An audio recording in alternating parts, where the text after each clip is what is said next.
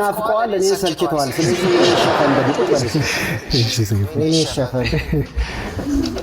የሆነ ጡጦ መሰለ ለመለክተኛው ግን አቀባበል ሙሉ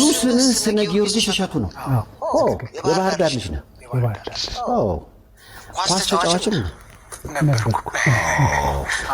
አሁን የገባኝ ይሄ መቆም የሌለበት እንደው